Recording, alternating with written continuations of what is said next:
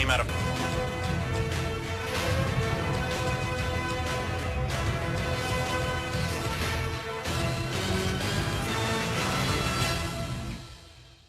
It is Monday, and we are off and running here on NFL Live. It's official. If you're looking for the national anthem Super Bowl Sunday, you'll turn to pink. The NFL says she'll get the honors in Minneapolis. Also, our Adam Schefter reporting that Chiefs defensive lineman Chris Jones has torn his MCL. This injury came in Saturday's loss over the weekend. And finally, Adam Schefter also reporting the league is looking into allegations that Bills guard Richie Incognito directed a racial slur at Jaguars defensive end Yannick Ngakoue. We survived Wild Card Weekend already. It's time to think about what's next in the divisional round. Wendy next here with Adam Schefter, Ryan Clark, and Louis Riddick. But before we get to that, we start with breaking news. Adam. The Bears are hiring Matt Nagy, the Chiefs offensive coordinator, 2 days after he's eliminated. He will be hired as the Bears head coach. He is in the building right now. They are finalizing that contract. He will be the Bears' new head coach. The Chicago Sun-Times first reported the story. Again, it's the kind of situation where this morning we're getting calls that this deal is getting done. When nobody responds over the course of a good 90 minutes, right, you know something's up. And something is up. Matt Nagy, the young offensive coordinator from the Chiefs, takes over. The Chicago Bears, they wanted an offensive-minded head coach to work with Mitchell Trubisky. That's exactly what they get. They get an offensive mind. You see his experience there. Last 5 years with the Chiefs, learning at the feet of Andy Reid. He will bring that knowledge to Chicago. It will be up to him and that organization to get Trubisky revitalized in much the same way that Sean McVay got Jared Goff going. And if they can do that, then it'll be successful in Chicago. But Matt Nagy is going to be the Chicago Bears head coach. Louis, we've talked about the difference that Sean McVay has made, sort of the repercussions around the league. He takes over with a young quarterback. The results were tremendous and immediate, I might add, therefore shrinking the timeline, I think, for a lot of head coaches. So Matt Nagy gets the opportunity, but he'll also be expected to deliver. No question about it. Look, we all know it's a copycat league. We all know everyone's going to want to duplicate the success that Sean had with Jared Goff. And I can tell you this, having worked very, very closely, very good friends with Matt Nagy, spent a lot of time with him. We were together in Philadelphia, talked to him often on the phone. This is a guy who has really had a meteoric rise, who is extremely smart, extremely well prepared, extremely enthusiastic, and has learned at the feet of some of the very best as far as how to teach the quarterback position in the classroom, on the practice field, how to manage it during the games. He has been around people who have had a tremendous, tremendous track record. I know how Matt felt about Mitch Trubisky coming out in the draft. I'm sure he's excited to work with him. He's a guy who now just needs a lot of help around him as far as helping getting good staff, getting people who will help him so he can really focus on what his area of expertise is as he grows into this role. But look, Matt is a tremendous person. I could not be happier for him. He is a guy who is just A+ across the board, who has a tremendous amount of energy.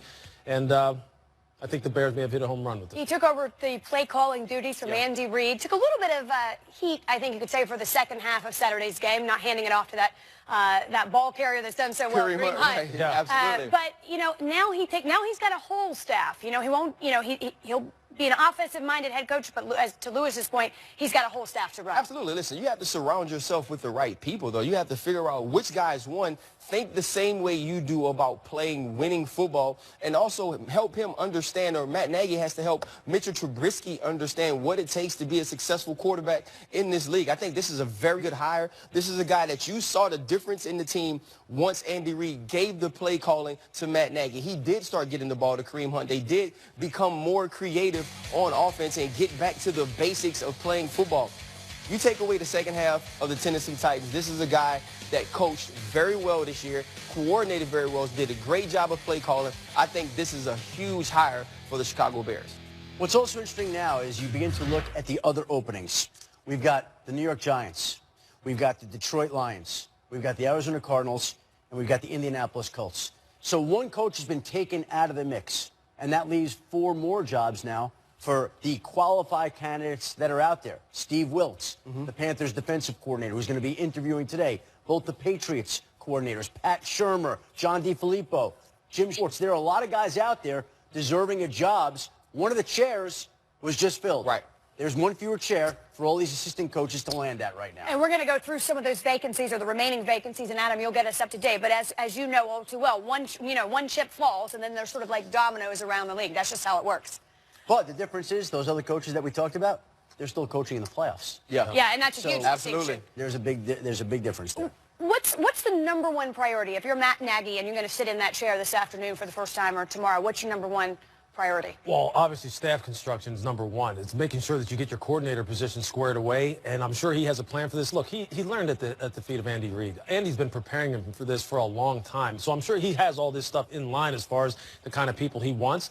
Number two, make sure you have a great offensive line coach. I think outside of the coordinators, that's the other position that he's going to have to make sure that he gets filled.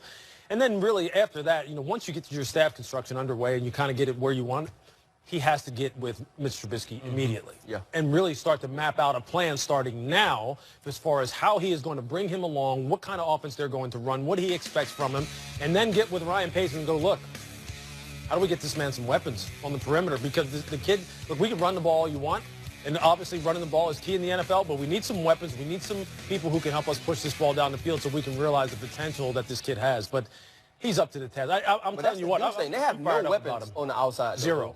They have no weapons, and Yeah. you draft a quarterback high, you make him the second overall pick, but he has nobody to throw to. Obviously, you have guys Kevin White, who hasn't been healthy enough to play.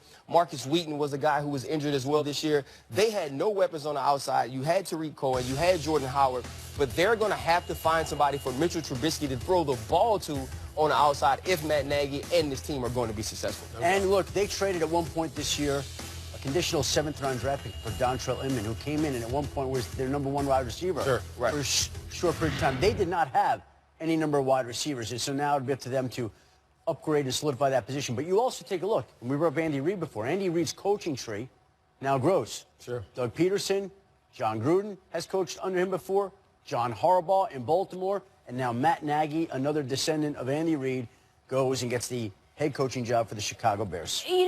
When we looked at these coaching jobs and we did all those fancy numbers and rankings and all that, and we talked about the Lions and Matthew Stafford, Chicago wasn't way up on the list. But if Mitchell Trubisky can be even a portion of what he may, or what we've projected him to be, and Chicago is a great football city, I don't see why this can't be a tremendous job when they fill some of those holes around him. There's no doubt about that. Look, I think people in the NFL all the time talk about why isn't Chicago relevant? Why haven't they been relevant? It's why such is a it great football city. Exactly. And I think obviously part of it has to do with the fact that quarterback play has been one of those areas where they just have not had anybody in a long time where people can kind of get excited about. Look, Jay Cutler, you got excited about his athletic ability, but you didn't get excited about him as the face of a franchise. Mitch Trubisky hopefully can fill that role. And look, with Matt, you're getting a guy who is in his demeanor, his energy, his excitement is infectious. Once you start being around this guy and you let him start talking and you let him kind of like start to show his personality, it's infectious, and he is going to be able to teach Mitch how to play the position at a very, very high level. You cannot underestimate the kind of coaching that Matt has received in his career as far as how to bring along quarterbacks. The same way when Doug Peterson was hired in Philadelphia and people were shaking their head going, Doug Peterson?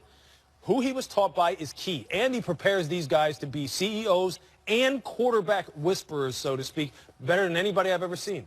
And it's starting to show itself because all these guys are getting jobs for a very good reason. And I think that CEO skill is probably tantamount in this situation, because he can work with quarterbacks, he can call offensive plays. That is not the entirety of this job at the National Football League as a head coach. Absolutely. You guys know that. When you're a head coach, you more delegate than anything. You find people to do jobs and to disseminate your message throughout the team, and that's what he is going to have to do. And the best head coaches, the guys that we revere, the Bill Belichicks and the Cowers and all of these different people, have found people to work under them that are successful, that end up going on and being head coaches in other places. So Matt Nagy has to do a great job of putting a staff together that helps him do what he does best, which is work with offenses and work with quarterbacks. There was a lot of conversation also about where the Bears job compared to these other jobs in terms of desirability.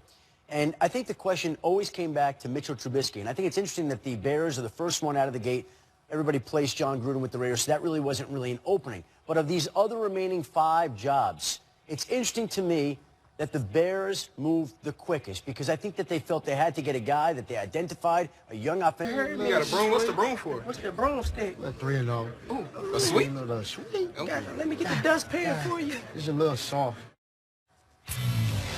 Listen, there was nothing but good times after this game. The Saints all together pleased with the win over the Panthers.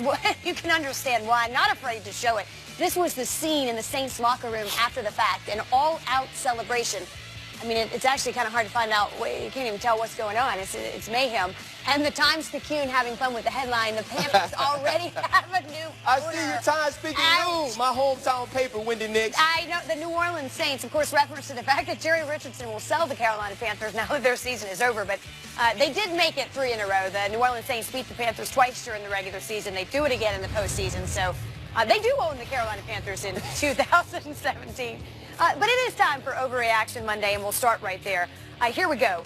Making Drew Brees, and I referenced this during the highlight, making Brees beat you was a bad game plan. That's an overreaction. If you look at this team and what Alvin Kamara and Mark Ingram were able to do in the run game all season, you have to make a team one-dimensional. And if you talk to any defensive coordinator or any defensive coach, they always say you stop the run first. You want to make a team beat you with only one portion of their offense, which was passing for the New Orleans Saints. And now the issue is this. You're stopping the run game and you're saying, hey, future Hall of Famer, you have to beat me. And we've spoken many times about which one of these teams in the NFC scares you the most. And a lot of times I went with the Saints because Drew Brees can do just what he did yesterday, which is carry a team with his arm. I mean, you know, in fairness, is it a bad game plan? I don't know. I mean, I think they could have beaten you any number of ways. Sure. Look, it's not an overreaction. Look, the Saints ran the ball down Carolina's throat twice this year. Averaging almost 5 yards a carry and almost 150 yards total rushing. And you saw what that got them. It got them 2 L's. They have to shut down Kamara. They have to make them one-dimensional. You have to then figure you can pressure the passer, jam the wide receiver, slow down the passing game enough, and then control the ball on your own with your running game, hit some big plays, which Cam was doing yesterday, and see if you can get a win. But the point of the matter is, the fact of the matter is, Drew Brees is a Hall of Fame quarterback.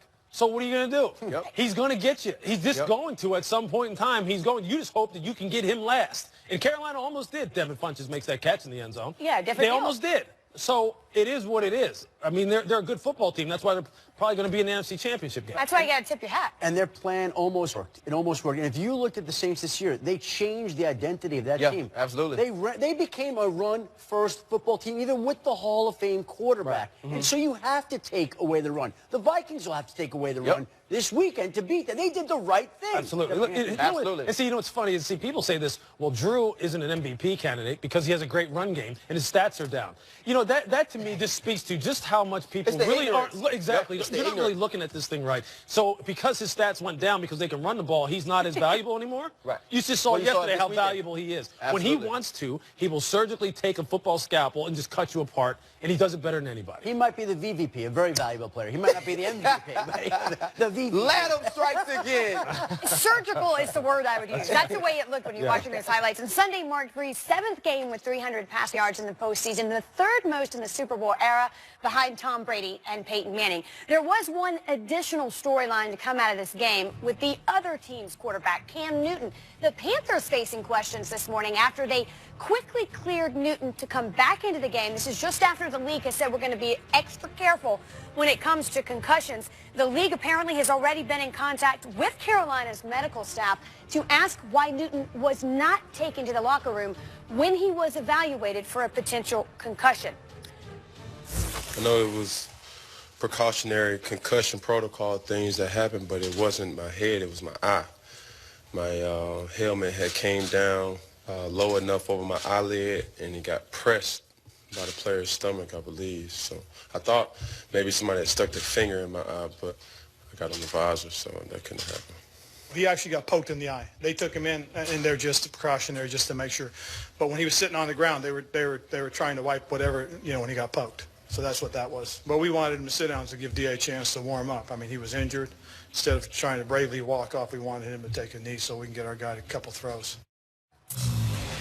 So here now our overreaction. The concussion protocol needs an overhaul in the offseason, and we talked about this ad nauseum. Yeah. It's worth repeating. Lewis, overreaction or not an overreaction? It's an overreaction that it needs an overhaul. It just needs to be applied. And it needs to be applied blanketly. Exactly. Right. It doesn't need to, look, they're doing, you can't make, unless you're going to, the people who are putting the protocols into place, unless you can actually run down the field and tell the people, take this guy off the field, the people who are in charge on game day have to realize that, look, the league is serious about this. Yeah. It's not, you just can't pick and choose when to do it. You can't have the player determine when he wants to be taken to the locker room. You can't have people explain it away. It has to be ironclad. If there's any question about whether or not you think a guy is, lost some of his faculties, whether or not he doesn't have great balance, he looks woozy on the football field, you have to take him off. Doesn't matter if it's a playoff game, doesn't matter if it's the franchise quarterback and you're trying to drive down the field and score. If you're really interested in player safety, the people have to apply it. Otherwise, what it looks like here is it was a big game, you wanted your franchise quarterback on the football field, and you're going to have to answer those questions. But all the reasons Lewis just gave is why it's not an overreaction to me. And obviously, the protocol is set in place. You have